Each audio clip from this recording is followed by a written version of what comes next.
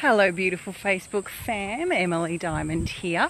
Wanted to talk today about one of the clues that we have, or that I have, that I use to detect when we've got compartmentalization and repression happening in our neurology. So when I talk about neurology, just as a little starter, and I also hope you're all having a wonderful day, and for those of you with all the kidlets returning to school in Australia and New Zealand, I hope you're all having a wonderful time and all the little people are excited and all the big people are feeling on top of it.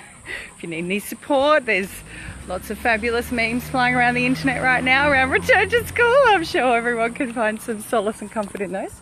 And yeah, I wanted to talk about, when I talk about neurology or neurologically, we're talking about the way that you have organised all of your experiences in your body. So we organise all of our memories through our nervous system. For those of you who haven't ever delved into that world, it's an incredible world, and watch out for the rabbit hole that it is.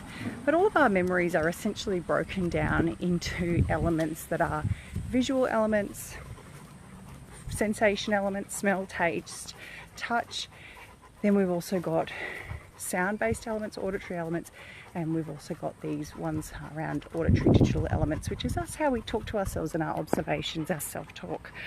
So all our memories are made up of these elements. It's kind of like DNA.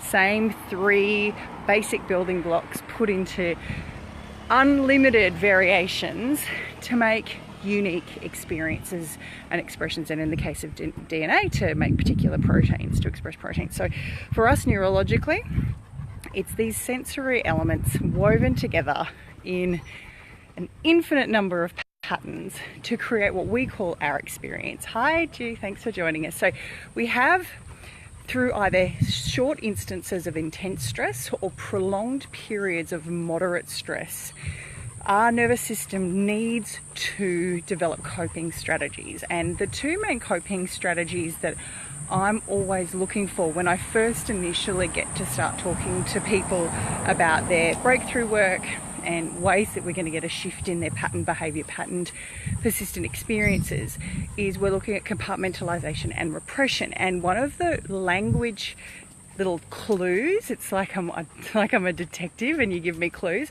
One of the clues is when we do me as you.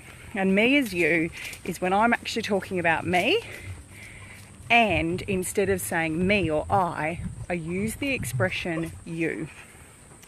And I'll give you an example of that. Just cross the road safely. I'm out walking the dogs. I'll give you an example of that. An example is something like, oh yes, and well,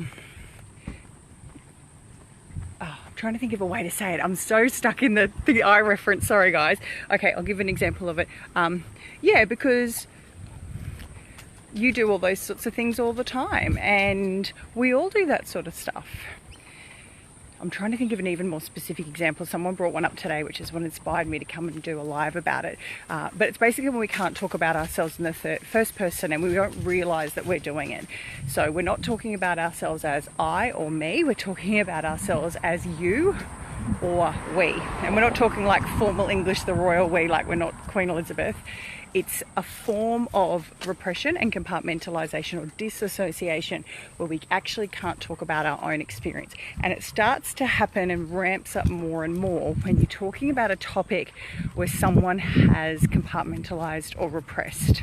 Compartmentalization is where you have to separate memories and that sensory information from your everyday experience, because otherwise you wouldn't be able to cope. So it's this amazing coping mechanism that cuts things off and puts them over there, separates them from you.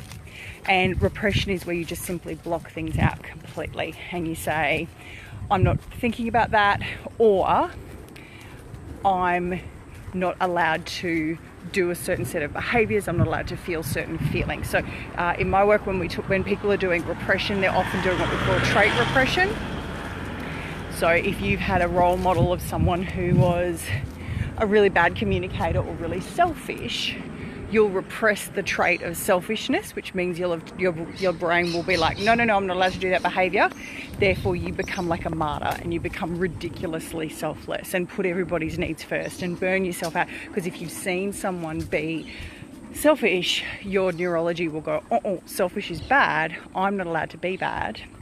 Therefore, I won't be able to even access things like prioritizing myself when I need to. And people who do that, they know what burnout is, they know what martyrdom is, they know what it's like to be pouring from an empty bucket because they're putting everybody else first. So the main point of today's little live chat, isn't it a beautiful day, is to talk about this me as you. When people, and you'll notice when people are talking in conversation, they'll start talking about you and we instead of I and me. And it's a little hint for you to go, oh, that's somewhere that person's got a hot button. They've got a bunch of repression or they've got a bunch of compartmentalization because their nervous system is separating it and not allowing it to be part of their own experience, or they're not allowed to what's called identify with it. They're not allowed to experience it as me or I.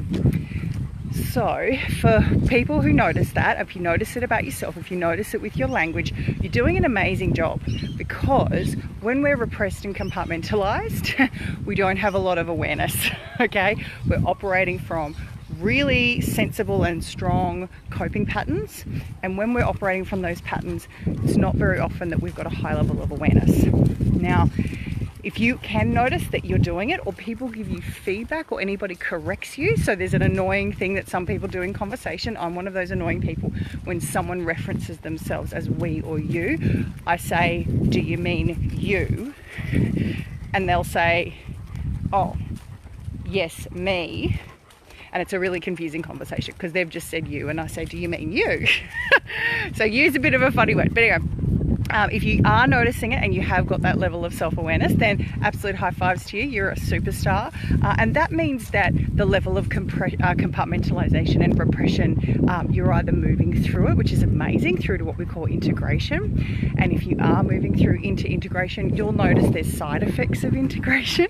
And this can be really, really frustrating for people, because when they're doing integration, they'll notice that they are, hi to the people joining us, thanks for the likes. They'll notice that they are moving forward in a really healthy and empowering way, but feeling really vulnerable and volatile. So often when we're moving through to integration, we become really raw. So we start getting really sensitive.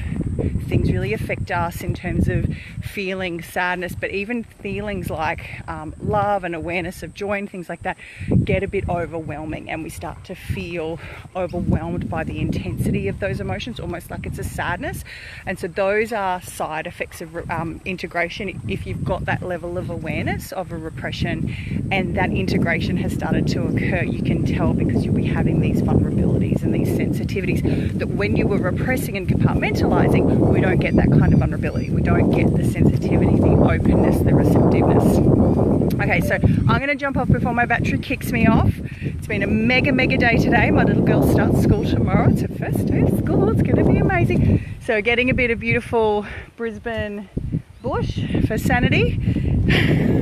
Fill up the bucket, and I'll catch you guys all soon. And if you want to jump on and talk to me, feel free, DM me, or book in a time to chat with me through my website, emilydiamond.com.au/bookings, and we can have a chat if you're wanting support through your integration, or if you've noticed just how compartmentalized you are and you haven't started to have that awareness yet, then it's a good time to talk. Okay, bye loves.